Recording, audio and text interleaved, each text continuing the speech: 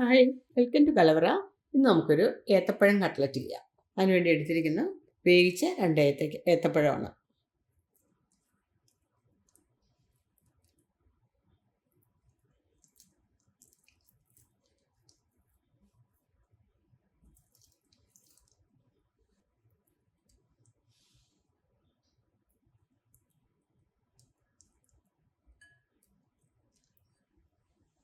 ഇതിനെ ഫോർക്ക് കൊണ്ടൊന്ന് ഉടച്ചെടുക്കാം.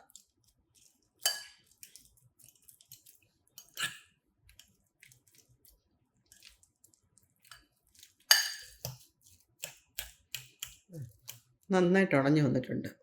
പാനിലേക്ക് 2 ടീസ്പൂൺ നെയ്യ്, അണ്ടിപ്പരിപ്പ്,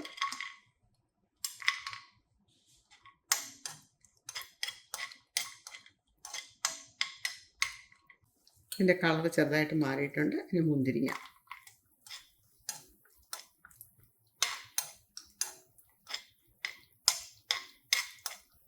ഇനി ഇത് കോരി മാറ്റാം.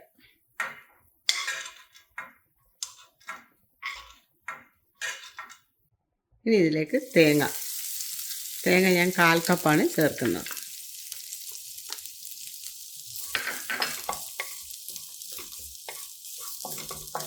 മൂപ്പിക്കൊന്നും വേണ്ട, ചെറുതായിട്ട് ഒന്ന് വാട്ടിയാൽ മതി.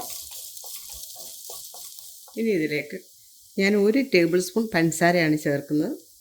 നിങ്ങൾക്ക് എത്രയാണ് മധുരം വേണ്ടതെന്ന് വെച്ചാൽ അതനുസരിച്ച് ചേർക്കാം. 1/2 ടീസ്പൂൺ ഏലക്കാപ്പൊടി, നമ്മൾ ഉടച്ച് വെച്ചിരുന്ന ഏത്തയ്ക്ക,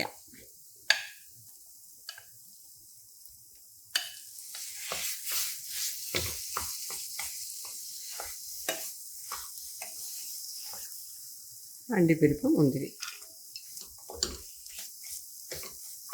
ഇപ്പം ഞാൻ സ്റ്റൗ ഓഫ് ചെയ്തിട്ടുണ്ട്. നന്നായിട്ടൊന്ന് മിക്സ് ചെയ്തെടുത്താൽ മതി. ഇതിലേക്ക് അല്പം ബ്രെഡ് ക്രംസ്,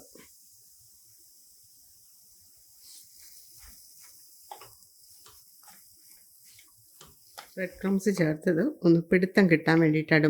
പഴമല്ലേ, ഷേപ്പ് ചെയ്തെടുക്കുമ്പോൾ ആ ഷേപ്പ് കിട്ടാൻ വേണ്ടിയിട്ടാണ്. ഇനി നമുക്കത് തണുത്തതിന് ശേഷം ഷേപ്പ് ചെയ്തെടുക്കാം. ഇനി നമുക്ക് ഈ മുട്ട ഒന്ന് അടിച്ച് വയ്ക്കാം.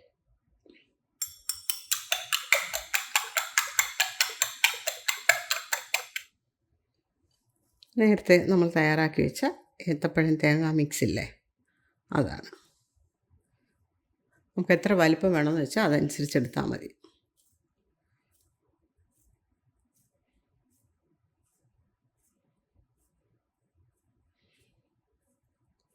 ബ്രെഡ് ക്രംസ് ഒരളവ് ഞാൻ പറഞ്ഞിട്ടില്ല, കാരണം നമുക്കിങ്ങനെ നന്നായിട്ട് പിടുത്തം കിട്ടണം.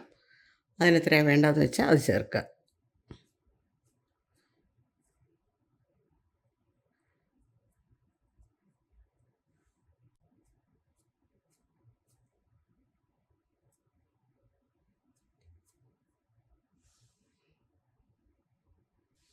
മുട്ടയിൽ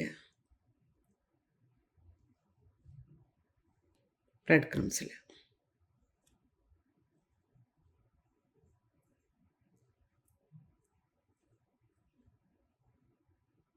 പ്ലേറ്റിലേക്ക് മാറ്റാം.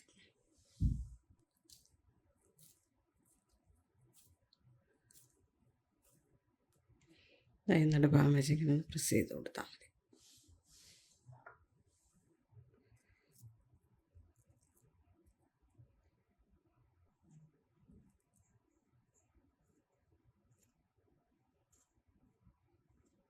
ബാക്കിയുള്ള ഇതുപോലെ ചെയ്തെടുത്താൽ മതി.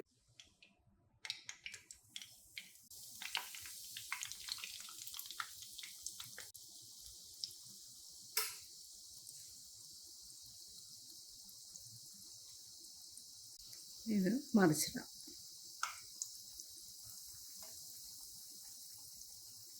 ലോ ടു മീഡിയം ഫ്ലെയിമിലിട്ട് ഫ്രൈ ചെയ്താൽ മതി. ഇതിനകത്തൊന്നും വേകാനില്ല, എല്ലാം നമ്മൾ ഓൾറെഡി വേവിച്ച സാധനങ്ങളാണ്.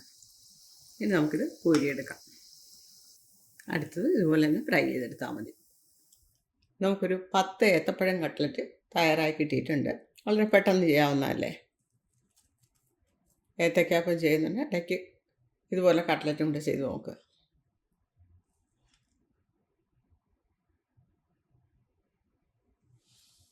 നമ്മുടെ ചാനലിലേക്ക് ഇതുവരെ സബ്സ്ക്രൈബ് ചെയ്യാത്തവരുണ്ടെങ്കിൽ പ്ലീസ് ഒന്ന് സബ്സ്ക്രൈബ് ചെയ്തേക്കണേ. താങ്ക്